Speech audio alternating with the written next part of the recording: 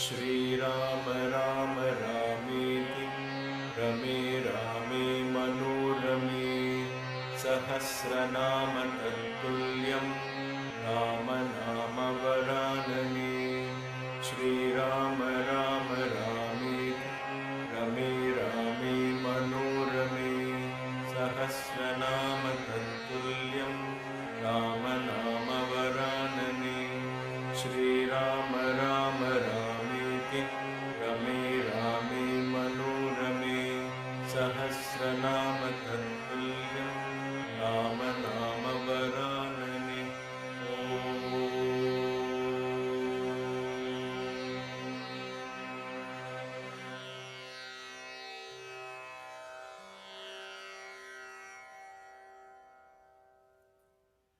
Namaste. Welcome to Kaivalya Yoga Gurukulam on this very, very auspicious occasion of Navami. In USA, on the East Coast, the Navami, which is the lunar cycle, the 9th day of the moon that is edging towards being full and bright. The 9th night has started this afternoon at 3:30 or 3:13, I think, 3:13, 3:15, and it will last till tomorrow afternoon at around 3 o'clock. So this, we are in the peak of Navami as we are doing this Satsang. Maya and I at Kaivalya Yoga Gurukulam are indeed very grateful and very fortunate to be blessed, to be able to offer this Satsang where we all get together and contemplate on the divine teachings of these great incarnations that bless the earth. As is the tradition of KYG, we shall begin with a small reverential offering to Lord Ganesha, this divine energy that resides in the base of our spine, waiting to open all the channels so the consciousness will move upwards and explore these divine dimensions without any inhibitions. So with that humble prayer, let us offer this bhajan to Ganesha.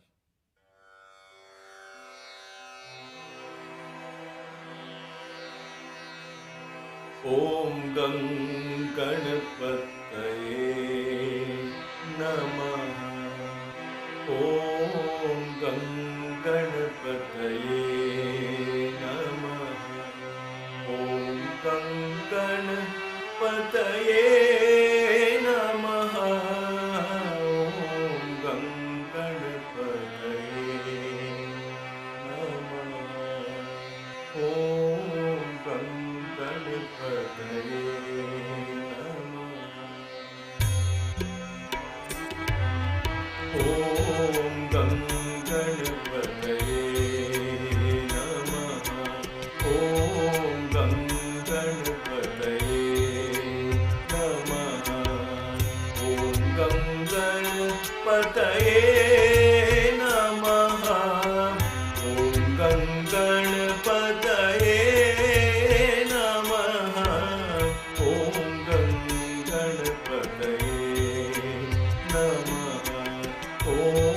Gam Ganapataye Namaha. Om Gam Ganapataye Namaha. Om Gam Ganapataye Namaha. Om Gam Ganapataye Namaha. Om Gam Ganapataye Namaha. Vigna Vinashaka Gananatha. Vigna Vinashaka Gananatha. Gajanana He Gajavadana. Gajanana He Gajavadana. Vigna Vinashaka Gananatha. Vigna Vinashaka Gananatha. Gajanana He Gajavadana. Gajanana He Gajavadana.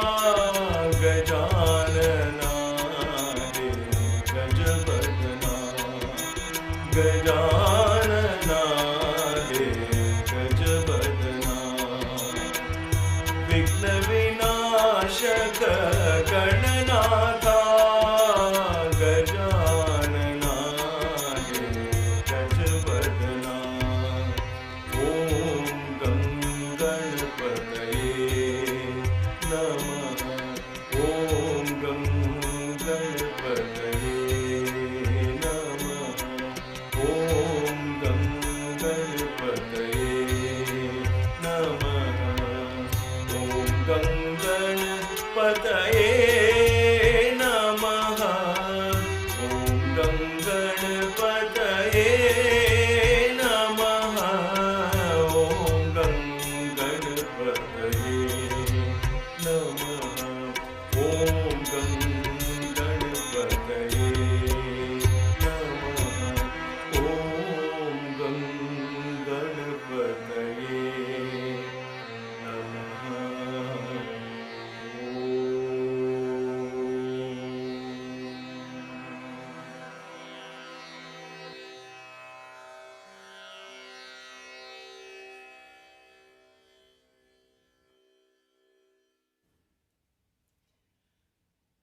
One year ago at KYG, it was about 10 days since we had started these online offerings, our very first experience, our very first exposure.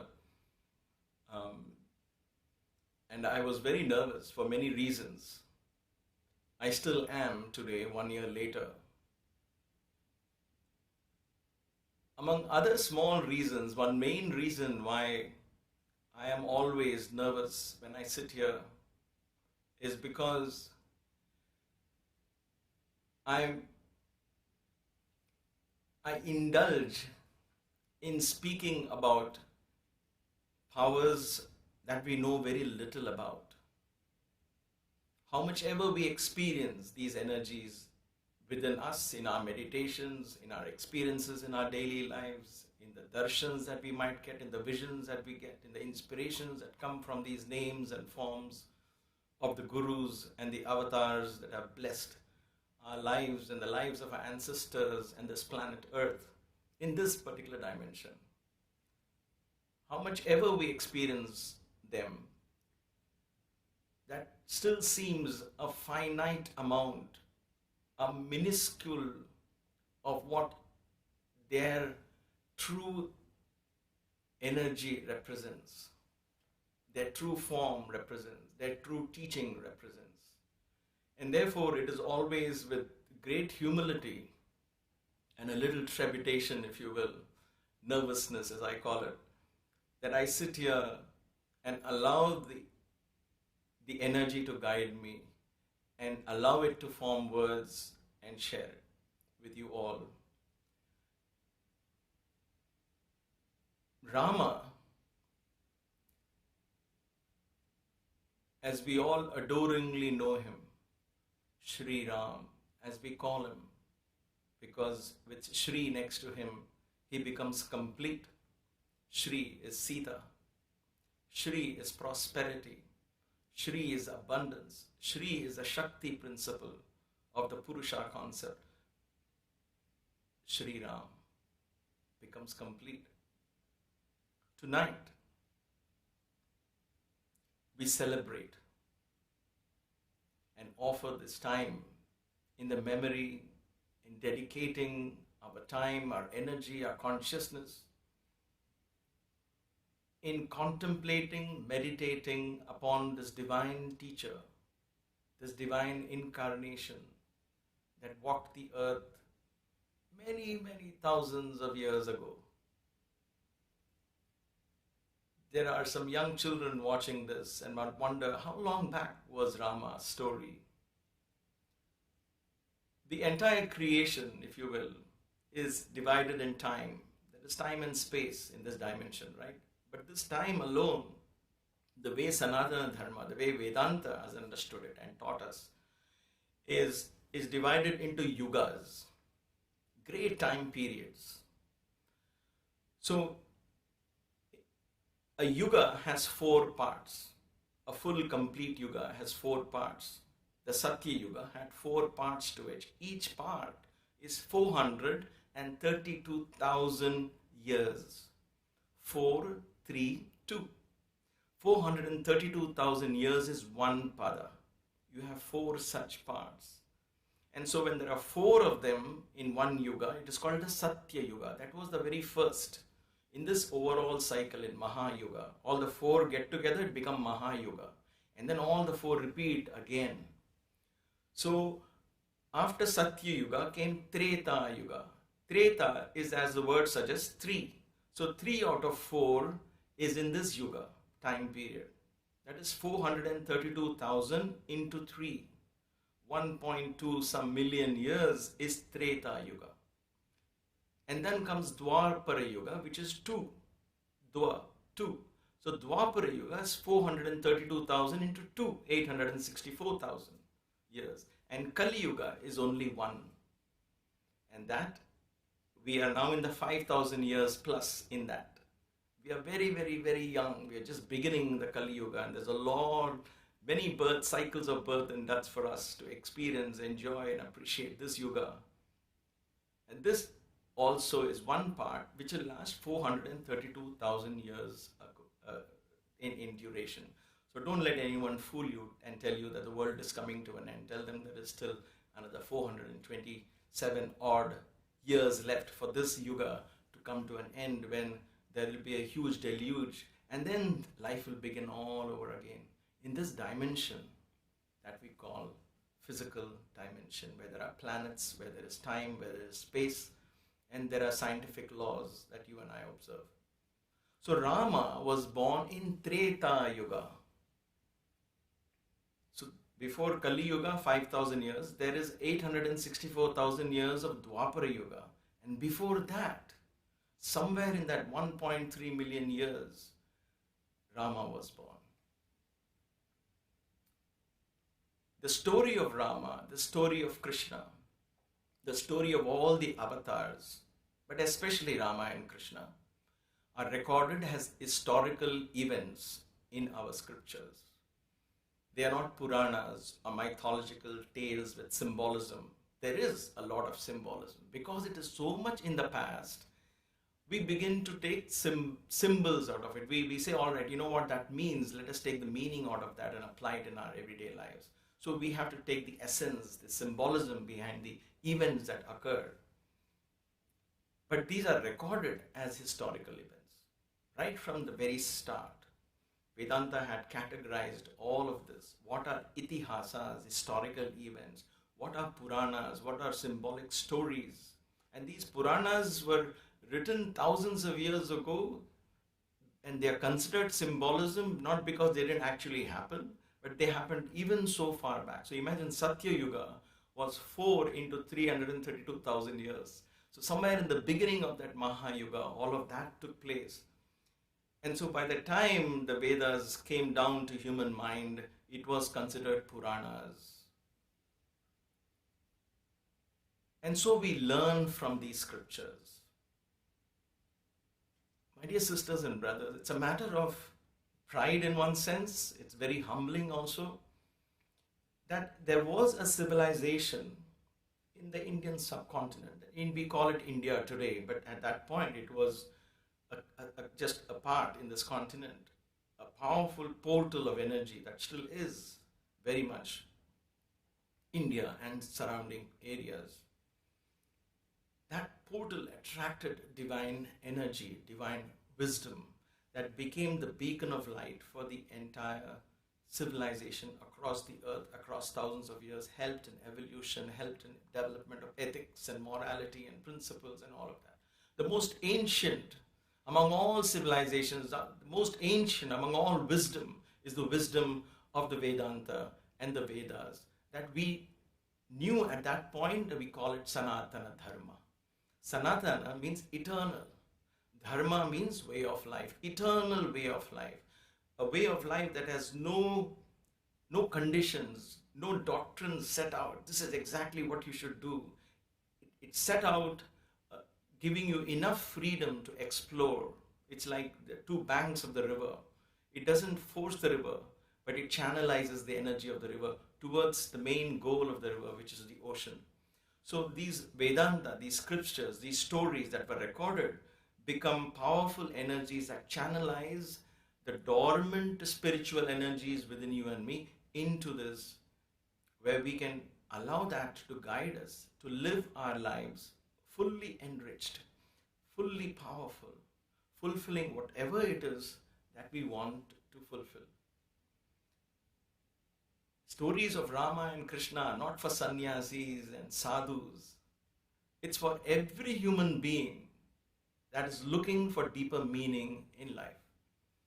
If you close your doors of the heart and say, oh no, I just want to watch TV, play my video games, or I just want to, for those of us who are adults, we say, I'm happy with my job, I'm happy with my career, and I'm good where I am right now, I don't want to know anything more. Then you have closed the door. You have convinced yourself that in this limited environment that you have created, you are happy. But then when you open that door to say, let's explore what else is there in life, then you dive into Vedantic studies. And one of the best ways to study Vedanta, easiest way to study Vedanta, to understand the deeper meanings of Vedanta, is through the stories of these incarnations, which are recorded for a purpose. Because they give us an easy, down-to-earth, practical approach where we have examples of all the qualities, human qualities that we want to develop. We have examples to look up to and say, this was possible by so-and-so, and therefore why not me? Why can't I try and do this? Ramayana is one such story. Ramayana, Ayana means a path. Rama was a trailblazer. Like every incarnation, every great teacher, every great leader who has walked this earth, who has dived into his spirituality and allowed that to express, he has always been a trailblazer. What is a trailblazer? They don't follow necessarily what everybody says. Not that they are diffident about it, but they follow the calling of their heart. There is something deep within them that guides them. And you and I can be those trailblazers. And so it is very important for us to study these stories from the point of view of how can I in my own life emulate such principles, such values? How can I be like Rama? How can I be like Hanuman? How can I be like Arjuna? How can I be a strong, powerful, confident warrior?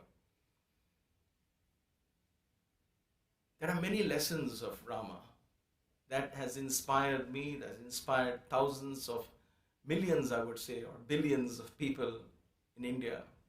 One of the greatest and the most powerful proofs that India has been blessed by divine teachings, and these divine teachings are so deeply rooted. The proof is, like they say, the proof is in eating the pudding, or the proof is in the pudding, or something like that. What is the proof? For the last, other than just the last 100 years or so, or even less than that, 70 years, for 2,000 years, except the last 60, 70 years, for 2,000 plus years, India was under foreign domination. Mughals attacked India, they looted India, they destroyed temples, they forcibly converted people, and all of that happened because at that point there were no world organizations, there was not an awareness of all of this, right? So everybody was in their own territory 2,000, 2,500 years ago.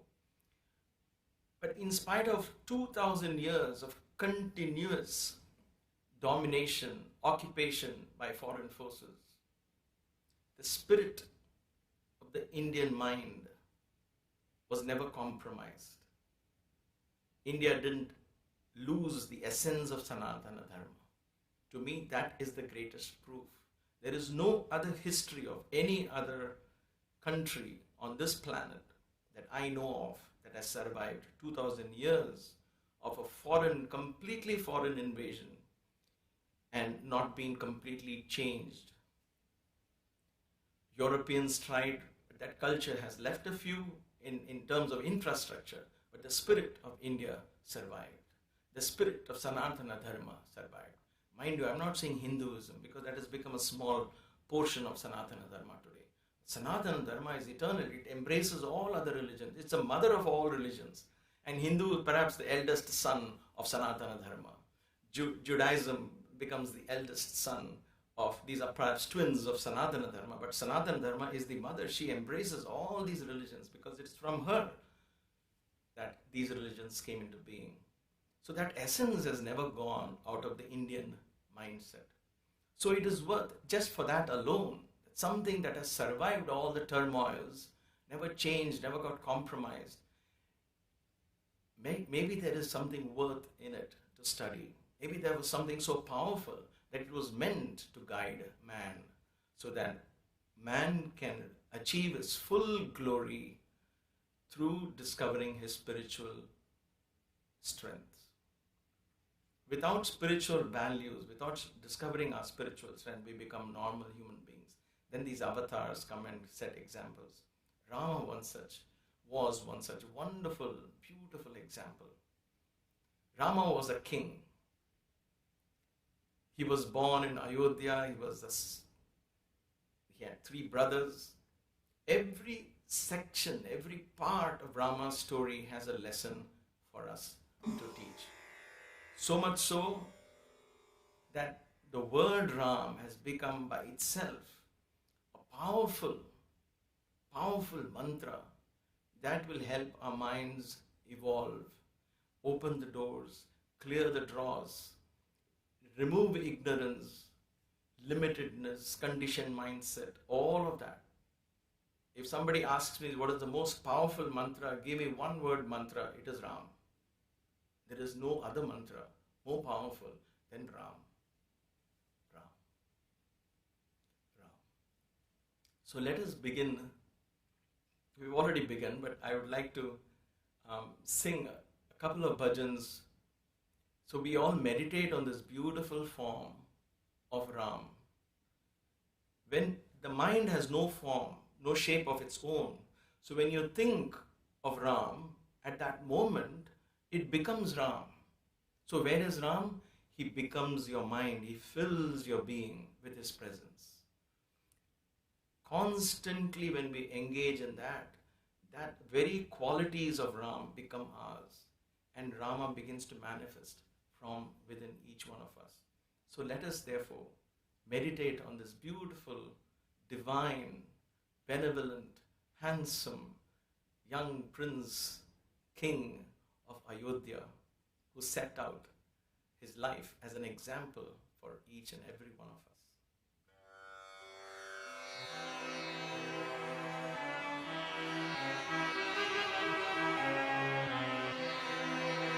Sri Raghavam Dasharathatmajam Prameyam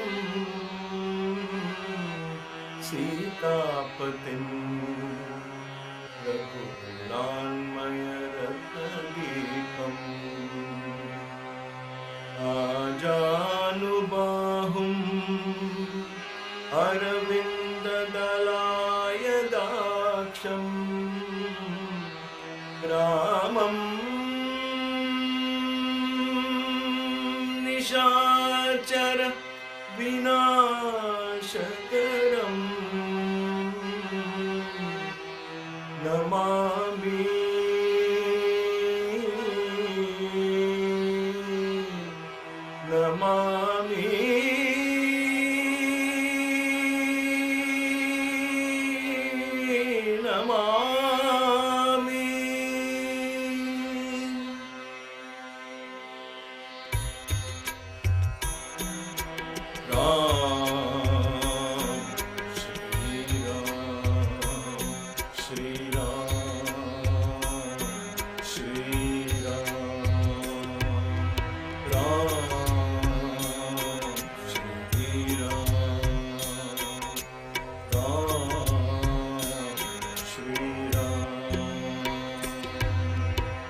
Sri Raghunandana Dasharatha Nandana Bhadradishwara Rama Raghunandan Dasharath नंदन भद्राधीश्वर रामा वैदेही प्रिय वैकुंठवासा वैदेही प्रिय वैकुंठवासा सदा स्मरामि रामेति रामा सदा स्मरामि रामेति रामा श्री राम श्री राम श्री राम श्री राम श्री रघुनंदन दशरथ नंदन भद्राधीश्वर रामा रामा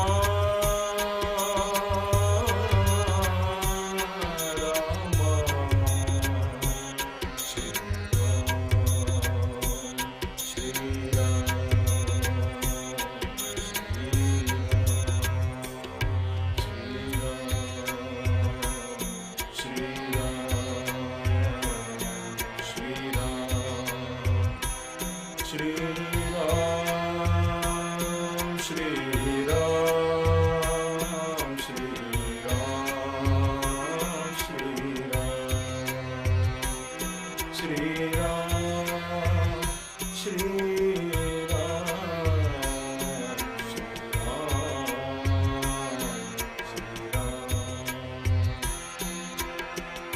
परम पावना तारक नामा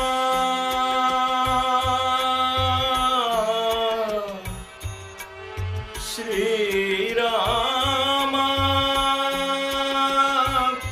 श्री रामा श्री रामा श्री रामा श्री राम श्री राम श्री राम श्री राम श्री राम जगदाश्रय श्री रघुरामा जगदाश्रय श्री रघुरामा जगदोधारा सीतारामा जगदोधारा सीतारामा जगदाश्रय श्री रघुरामा जगदाश्रय श्री रघुरामा परम पावना तारक नामा परम पावना तारक नामा श्री रामा शत कोटि प्रणामा श्री रामा शत कोटि प्रणामा श्री रामा कोटि प्रणामा श्री रामा कोटि प्रणामा शरणं शरणं आत्मा रामा शरणं शरणं आत्मा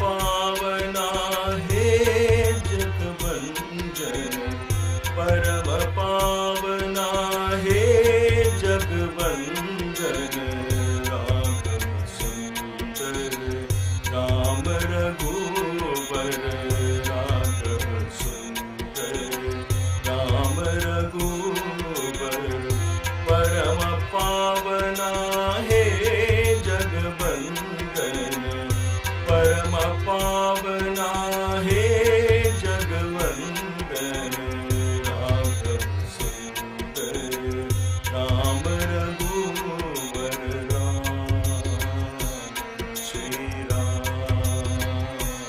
श्री राम श्री राम। पतितो धारण भक्त परायण, पतितो धारण भक्त परायण, रावण मर्दन विघ्न भंजन, रावण मर्दन विघ्न भंजन, पतिपुरीश्वर साई नारायण, पतिपुरीश्वर साई नारायण, राघव सुंदर राम रघुवर, Ram Shri Ram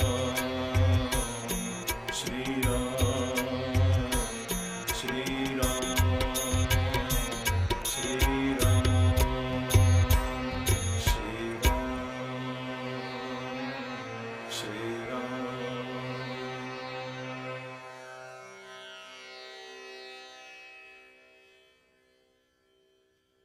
Thousands and millions of children have been named after Ram. Thousands and millions of people have sought inspiration from the story of Ram. To me, some of the most important facets of Ram's life always stands out when I just think of Ram at that very moment. What are the important things that come to me? The first thing is his tremendous sense of equanimity. Where does equanimity come from? Just imagine on the night before he is going to be crowned the Prince of Ayodhya. He was already designated as the Crown Prince of Ayodhya, and he was about to take up. And at that very momentous occasion of being recognized formally as the Crown Prince of Ayodhya, who will become the next king, the highest honor given to anyone, the night before, a few hours is left, his father calls him. His father, not some stranger, his own father calls him and says, "My son, I had kept a promise to one of my wives, and she is demanding 2 things from me, and you are involved in that." And Rama says, "What are those promises? What is it that she wants? They're all been my mother's, so what is it that this mother wants from me?" This mother was Kaikeyi, and Dasharatha says this mother, she wants her son to be anointed the crown prince. Rama said, "That's all? That's my brother. Of course, I'll proudly give my place to him." So the first lesson that we learn here is the equanimity part is yet to come. But here, the willingness to share something with a younger sibling just comes naturally. Of course, it's yours. Whatever is mine is yours. That division, this is mine, this is yours, and we fight. As children, we fight. And then that fight and that idea, that mindset of mine versus somebody else's, and the territorial things become bigger and bigger as we grow. And then we get more and more attached to things which are mine versus something which is somebody else's, and so on. But here was Rama in his prime youth saying it's okay. He can be the crown prince. It is only my younger brother. It's my matter of pride. So tremendous lesson to learn there. especially in these days when, because of some position, authority and power and property, families are breaking up. Whereas this brother set an example. No ordinary family. It was not a small property that he was giving away. It was giving away the entire rulership of that kingdom, because once somebody becomes the king, then his son will become the king, then you will be completely out. But for Rama, it didn't matter. Why? Because with Rama and with all the incarnations, the lesson that they teach us is when you tap into a source from within. We haven't learned that. Schools don't teach us that. Colleges don't teach us that. Our siblings, our families don't teach us that. Television shows perhaps don't teach us that unless you're very, very specifically watching them for this. When we begin to tap a source from within that is unending in its capacity to give, unending, then the outward riches, status, positions, fame, glory, they come, they go. It doesn't make much of a difference in one's life, because you are now drawing that energy not from outside. You don't need somebody to pat you on your back to say you're good in something. You know it from within that I am using a divine resource and there is so much to learn, and that will keep me humble and I'll keep on improving myself. I don't need somebody to tell me that. I know it. So that knowing comes from so deep within that you don't rely on anything external. So Rama had already learned to draw that, because he was taught a divine doctrine by the Guru Vasishta. It is called the Yoga Vasishta. That is part of the Ramayana story, which we will take up someday for studying. A divine doctrine on enlightenment. All these Vedantic doctrines are about enlightenment, understanding your true nature, following the call of your heart, of your higher spirit. And so Rama had understood that. He had gone through that learning. And so he knew that these things come and go anyway. And so it's okay for my brother to take up. The next, that was one, right? The next one, his father said, the next wish that this mother of yours wants breaks my heart to tell you. She says she doesn't want you anywhere in the kingdom, lest something changes and you begin to take back the throne. So she wants you to go away into the forest for 14 years. 14 years. Banished from the kingdom. For what reason? Did he do anything wrong? No. He was actually the role model for every citizen in Ayodhya. Role model in the family. Everyone doted on him. Everyone adored him. He was a crown prince, known to be just. He was being banished from the kingdom. For any of us who think that, oh, why is this happening to me?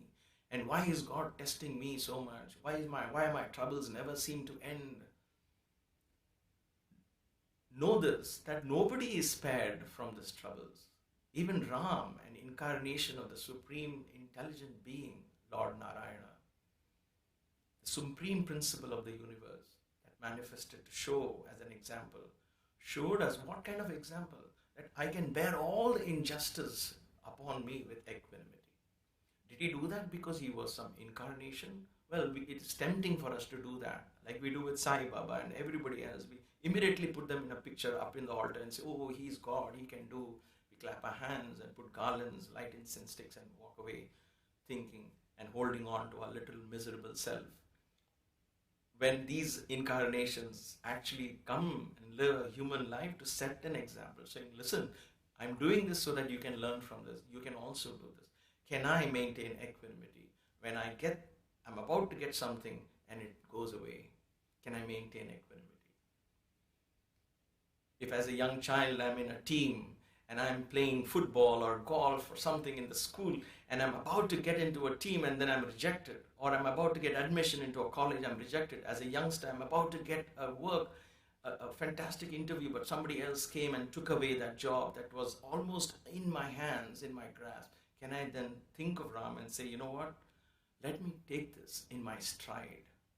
That makes me more stronger, able to handle even more greater calamities in life. And that strength will come back to you as wisdom, guiding you in your own excellence, and the very work that seemed to have failed at this moment will be the reason for your ultimate success. We learn from Rama not to give anything, but take it in your stride. Let us take it in our strides. Kings before us have taught us this. Avatars and incarnations have taught us this. So Rama, what did you think Rama said? Rama said, yeah, of course. If that's your wish, I will do that. And he set out that very night, or perhaps the next morning, he set out into the forest, wearing a simple garb of a hermit. His wife said, I will come with you, because together we are in sickness and health, so I will be with you. His younger brother Lakshmana said, I will come with you to act as your servant, to take care of you both. I can't let you alone when you go to these forests, because these are millions of years ago, right? So there was a lot of evolution of human life still taking place. So there were lots of demonic creatures, and there were good creatures as well, Vanaras who became friendly with human beings. And so there were all this kind of evolutionary paths that were going on. All this is recorded. Someday science will discover all of this. Someday some fossil will be found in some, because in these thousands of years, landscapes have changed. Planets have moved here and there and all of that, right? And so, and not planets, I mean the earth itself has the sea has come and taken away a lot of land around India and so on and so forth. So a lot of things have changed. But someday science perhaps will discover all of this. However, so Lakshmana said, I'm coming with you to the forest. And he stays with them. From a princely life, living in a palace, the other extreme is the forest. Life in a forest, in a hut, exposed to the elements, exposed to wild animals, and so on.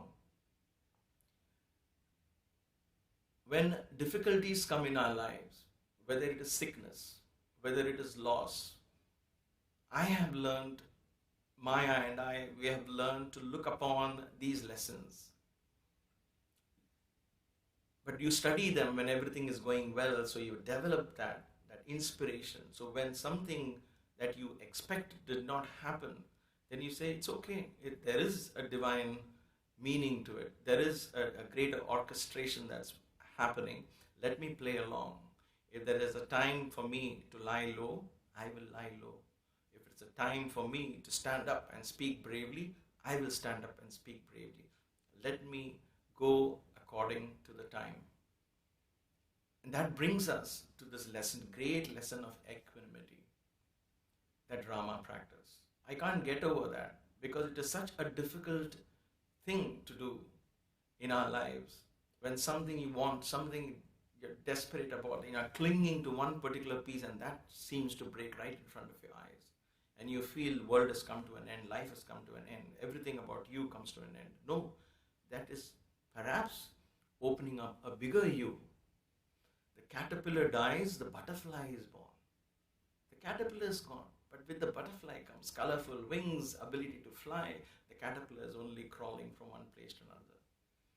So let us learn this lesson of Ramayana where we welcome difficulties and not blame X or Y. Rama never for even a moment, I believe, as the story goes, pointed to his mother Kaikeyi and said, because of you I'm suffering. Or he didn't point his finger at his father and say, how could you be so weak and send me, your favorite son? He didn't point his fingers at anyone to blame. He said, there's no one to blame. This is how it should be. You have given your word to your wife. She wants it. I will do it. If I'm incidental in this promise, I will play my role in fulfilling your wish. So he went to the forest to fulfill somebody else's wish who had given to somebody else. What a great lesson that we have to learn in our lives. Do we have that strength? Do we have that wisdom, that courage? Do we have that ekagrata, as it is called, the one-pointedness, to put this into practice?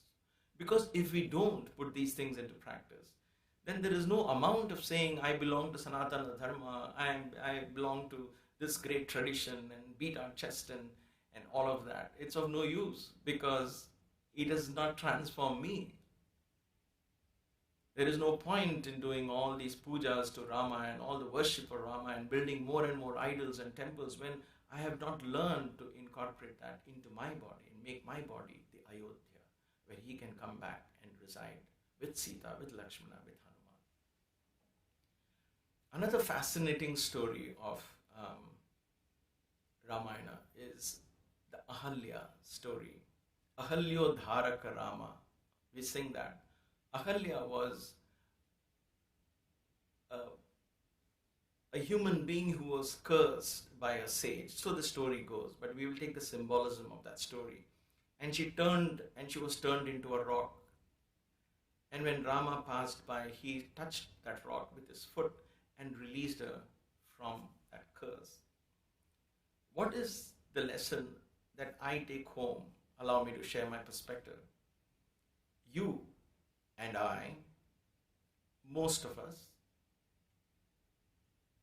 are in this rock, rigid lifestyle.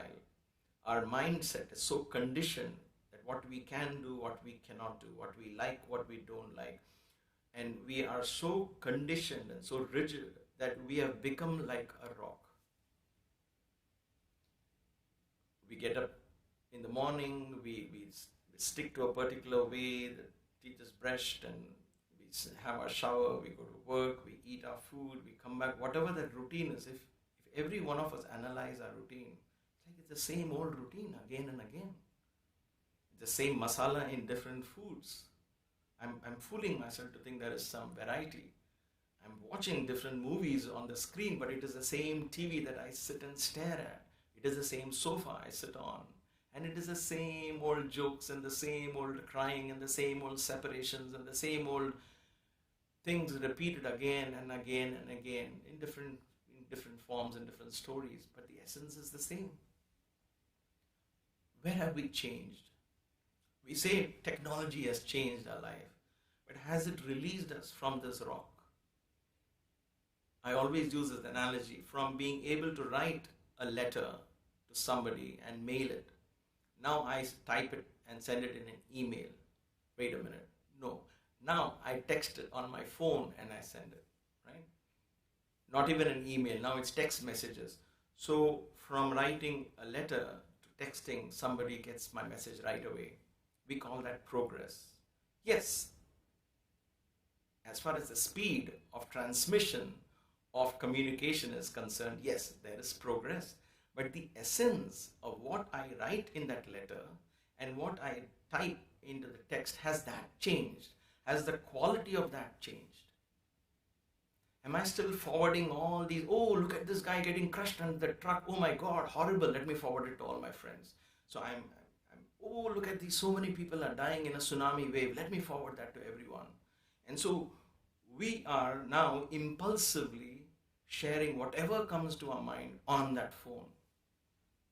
And we pay consequences of that. So today there is an explosion of communication without quality in that communication.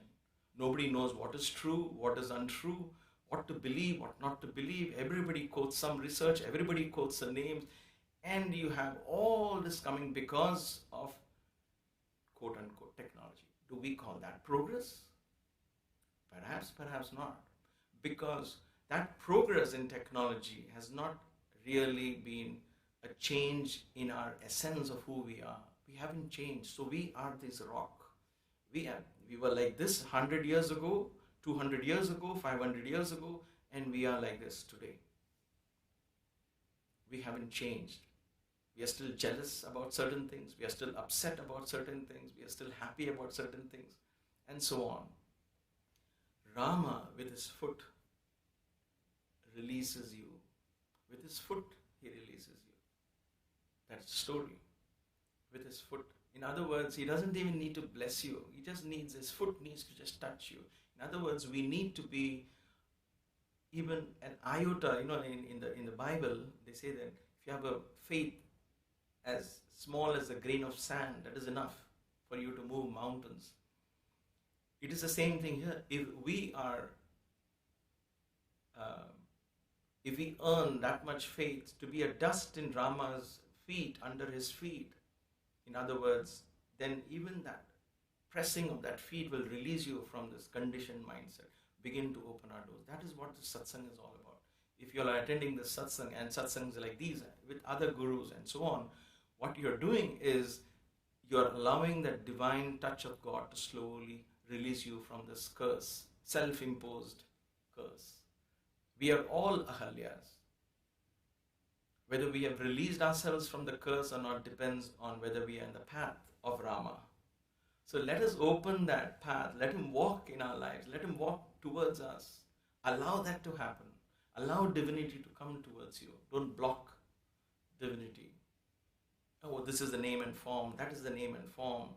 I don't want this name. I want that name. All of that. Let divinity choose the form and walk towards you. And let that cause the awakening. To me, the lesson of Ahalya is very profound.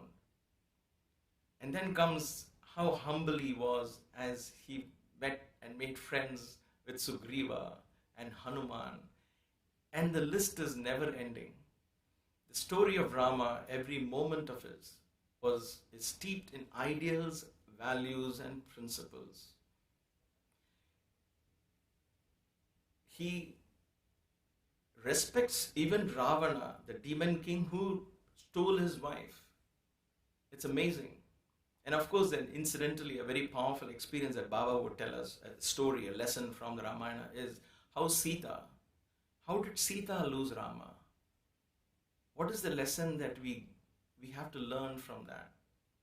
When I am living with Rama, my eyes go for a golden deer and say, oh, I wish I had that golden deer. That desire for something glittery, something tinsel, something transient. When you are living with Rama, that desire prompted the rest of Ramayana's story. Rama goes chasing the deer, gets separated.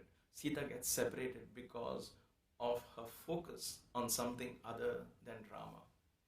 Now, it doesn't mean you shouldn't think of buying a car or a home, but we don't get obsessed with that thinking that is what life is. Oh, I don't know when I'm going to get a huge palatial home, or I don't know when I'm going to get a car, when I'm going to get all the comforts, as if that is what is going to give happiness. Then see all those people who have all of that and more. Are they truly happy? Or are they also still searching for happiness? So where is happiness? Where is that true peace that you and I are searching for in television shows, in ice creams and in chocolates and in all of that ending sick, unhealthy and desperate and confused? Where is that peace? Where is that happiness? It lies inside, in the Atmaram. It lies within. We never sought within. We never looked within. I never looked into who I am. The I am principle. And so Rama becomes that embodiment of that. So when we are with that divine principle, then there is no sense in craving or desiring into all of these other things, unless you're using them for a particular purpose of, again, serving the needy and something selfless, not, oh, this is for me, I don't want to give to anybody, and this is me and mine. Can we become selfless in our approach in our lives? Even a little amount, begin to open the door and say, let me give first. Let me give because I want to get joy. I feel the joy in giving. Can I give? That was the lesson that Baba taught us. And says Sita, the moment her went into Maya, then she got separated from Rama. My dear brothers, Ravana was not a demon king that existed sometime now and it doesn't apply to us.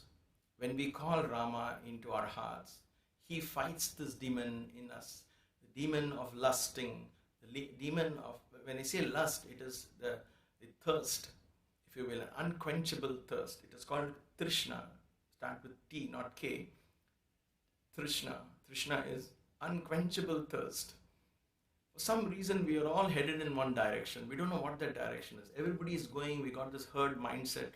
Like sheeps, we are all following. Everybody should get a job. Everybody should get promotion. Everybody should get cars and bungalows. Everybody should have big families. Everybody should have a home to live. Everybody doing that. Okay, I should also do this. And we have somehow psyched ourselves into this. And like sheep, we are all going in some direction. Nobody knows where does this lead. Nobody knows, and that's why, in spite of all this technology, in spite of all this scientific advancement, in spite of all of this, we are where we are as human beings.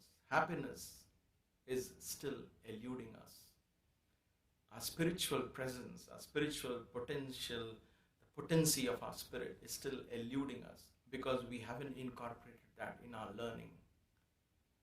So as parents, we can incorporate that in our children. As adults, we can discuss it in our family and relive those values. As adults, we can become examples to our children of practicing those ethical, moral principles. I remember my father was once walking back from office and he told the story. I was very young. I remember it vaguely. Someday I have to talk to my sisters and see if they remember this. He found a ring with a diamond in it. And on the road, as he was coming back from office, this way back in Villeparle, and then he could have picked it up and said, "Oh, God has given me this ring," and come home, right? He went straight to the police station and told them, "Listen, I found this ring." They laughed and said, "Where did you find it?" "You know what? You found it, you keep it." He comes home and he gives it to my mother. I guess it's something like that. The point here is, it's very simple to be ethical. It's very simple to follow values if you truly believe in them. Follow that. Follow those values because it's meant to be followed. It gives you peace of mind. Baba would say, if your conscience is clear, then that is the voice of God for you. Your conscience should be clear. Swadharma, when you follow your sense of righteousness, because that is contextual. Somebody's righteousness may not be somebody else's righteousness. But if that person's conscience is clear, only that person will know. Nobody else can know that. You can convince everyone and pretend to do something good, but if your conscience is pricking, only you will know that. And so if your conscience is clear, then it becomes the throne for Rama to come and sit. I would like to end this satsang with a few more bhajans. Maybe two bhajans. Maybe not, it's 9:29. So let me sing a very beautiful bhajan. Baba would always sing this bhajan. It is simply the most beautiful bhajan. I learned it when I was in the Chinmaya mission. And it is a very common, very well-known bhajan. It sways your body into that rhythm of Rama. So let us sing that. In singing that and appreciating that, let us allow our mind to delve in this great story of Rama. 6 days from now, we will be celebrating Hanuman. And so those stories are going to come to. In these 6 days from now that Rama is born, don't say the story is over. From now till Hanuman Jayanti, which is the full moon, intensify the spiritual practice. Continuously, as much as possible, meditate on the story of Rama. Learn the story of Rama, indulge in the story of Rama, exploit Rama, if you will, in every possible way. And then allow the Hanuman energy in you to slowly awaken. So when we reach the full moon, and when we invoke and sing the Hanuman Chalisa and lose ourselves in that divine energy, we learn about a servant of Rama who became as powerful as Rama himself. It is impossible to talk about Ramayana in less than an hour. So bear with me if I have not touched upon so many wonderful lessons. But the divine guided me to share these two important things: equanimity at the loss and the importance of getting beyond our conditioned mindset. Are we Ahalyas, and how do we release ourselves from the self-imposed curse of limitedness? With that, let us sing this beautiful bhajan.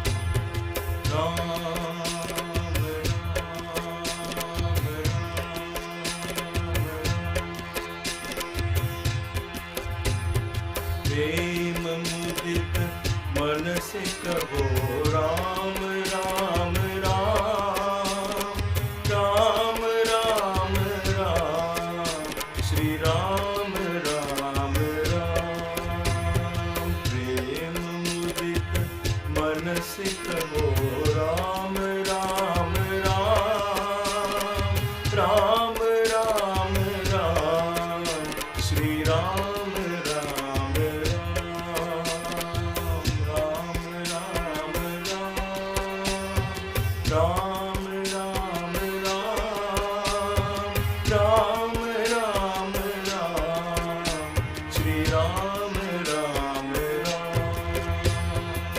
प्रेम मुदित मन से कहो राम राम राम, राम राम राम, श्री राम राम राम।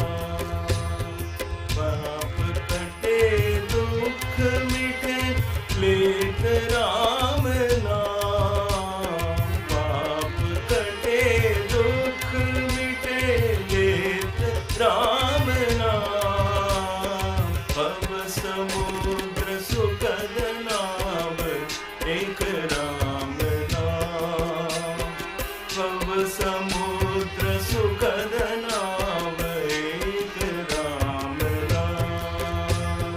राम राम राम, राम राम राम, राम राम राम, श्री राम राम राम, राम राम राम, राम राम राम, राम राम राम, श्री राम राम राम। परम शांति सुख निधान दिव्य राम नाम, परम शांति सुख निधान दिव्य राम नाम। निराधार को आधार एक राम नाम, निराधार को आधार एक राम नाम। राम राम राम, राम राम राम, राम राम राम, श्री राम राम राम, राम राम राम, राम राम राम, राम राम राम, राम राम राम।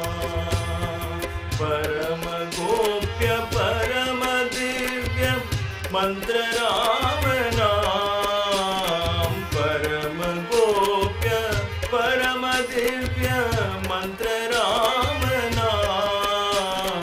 संत हृदय सदा बसत एक राम नाम, संत हृदय सदा बसत एक राम नाम। मात पिता बंधु सखा सब ही राम नाम, मात पिता बंधु सखा सब ही राम नाम। भक्त जनर जीवन धन एक राम नाम, भक्त जनर जीवन धन एक राम नाम। Ram Ram Ram, Ram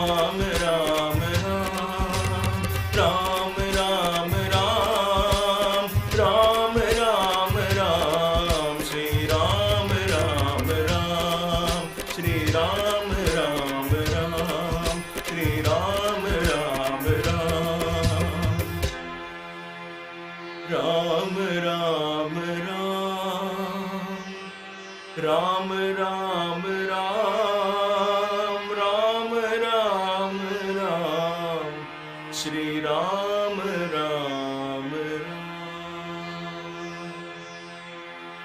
May the divine Lord Rama guide us every step of our lives. May he awaken within us as the Atma Ram. May the name, the power and the mantra of Ram guide every step of our lives, the lives of our children, the life of every human being, every being on this planet. Samasta loka sukhino bhavantu, samasta loka sukhino bhavantu, samasta loka sukhino bhavantu. May all the beings in all the worlds be happy. जय बोलो पवन सुत हनुमान की जय, सियावर रामचंद्र की जय, सतगुरु साईनाथ महाराज की जय। नमः पार्वती पतये, हर हर महादेव।